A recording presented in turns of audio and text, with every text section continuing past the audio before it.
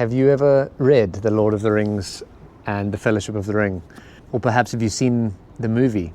Besides enjoying it, did you take any lessons from it? Well, in this video, I'm going to talk about 3 that really stuck out for me.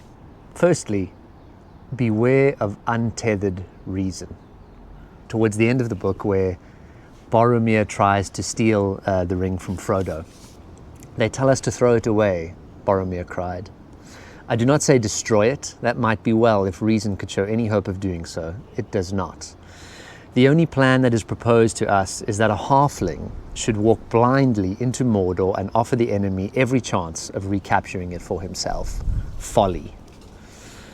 Now, that's not totally unreasonable, is it? I mean, Frodo is very small in stature, and he is taking the most powerful thing in Middle-earth, the Ring of Power, practically to the enemy's hands, right? It is very likely that he could get caught.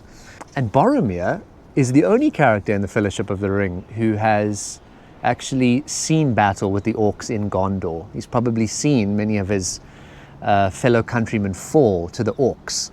And so, no wonder he's looking at the Ring of Power and saying, well, why not lend it to me? Why can't I use it to defeat the enemy in battle, rather than this sort of path of folly of sending it with Frodo in a very unlikely quest? Now we know, although Boromir is making sense and what he is saying is reasonable, it's not the right thing to do, because it's not connected with a higher good. It's not tethered with a higher purpose. So let's talk about a second example of where the characters had to be reasonable, and that is at the Council of Elrond. Now the Council of Elrond was formed in order to decide what to do with the ring, right? Glorfindel, one of the elves, says, let us cast it into the deeps. In the sea it would be safe. And Gandalf responds, not safe forever. The seas and lands may change, and it is not our part here to take thought only for a season, or for a few lives of men, or for a passing age of the world. We should seek a final end of this menace, even if we do not hope to make one. And that we shall not find on the roads to the sea. So now Gandalf here is being reasonable, but so is Glorfindel, right? Glorfindel is saying, why don't we just hide it?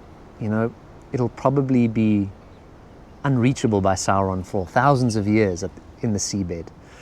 But of course, the very reason the ring has come to Frodo in the first place is because it lay dormant for thousands of years on a riverbed, which is where Sméagol and then ultimately Gollum first found it. And so Gandalf recognizes this and says, we cannot keep kicking the can down the road. A higher good, a higher purpose would be to deal with this evil once and for all. For Gandalf, this is a healthy example of using reason, because it is tied and tethered to a higher purpose and an ultimate solution to deal with this evil. So what's the lesson here? We should not trust a reasonable argument purely on its own merit, right? We must be thinking from first principles. Is that reasonable argument tethered to a higher good, a higher purpose, and is nested in a morality? Then it could be the right course of action. In our own lives, we can ask, are we looking for control, or are we looking to serve when we're thinking about being reasonable? Secondly, walk forward despite uncertainty. The famous philosopher and scientist David Deutsch said that there will always be more problems to solve. And don't we see that reflected in our lives? The world is too complex for us to predict everything fully. And so uncertainty is an inevitability in our day-to-day existence. Once the Council of Elrond is complete, the Fellowship of the Ring, a short time afterwards, realizes that it must now embark on its quest. Bilbo gives Frodo some armor and a sword, and they take food rations and do everything they can, but at some point they know they must step into the uncertainty without a clear vision of success. And in fact, before they depart, Elrond, one of the oldest and wisest elves, even goes on to say, I can foresee very little of your road and how your task is to be achieved. I do not know. The shadow has now crept to the feet of the mountains, and under the shadow all is dark to me. And so the Fellowship must step forward into their adventure despite not having a total understanding of what it will take to achieve victory. So what lesson can we draw from this? Well, here the ancient Greek philosopher Aristotle can help.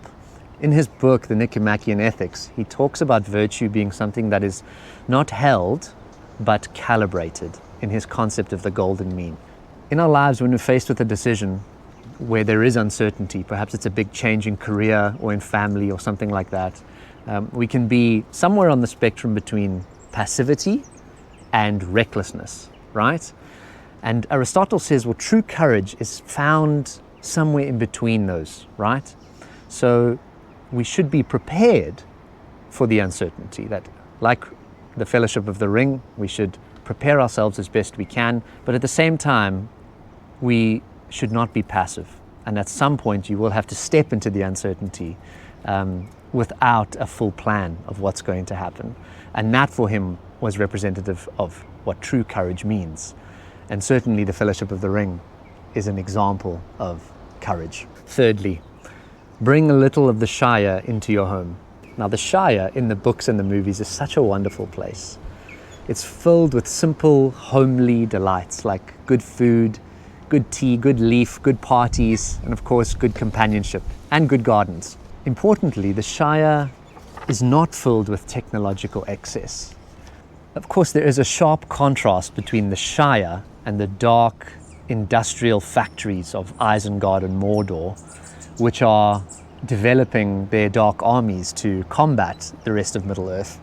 The famous author Johnathan Haidt has written many books about the dangers of technology in our homes, whether it be an addiction to our phones or the damage that looking at screens does to your sleep, not to mention the effect it has on children, right? And their addiction to technology. So what is the lesson here? Well, home should be a place where technology is not used to excess, and that we savor the simple delights like good food, good tea, a good garden, and of course, good companionship. As always, if you like the video, please leave a like and a comment. It helps with the algorithm. And thanks for watching. See you next time.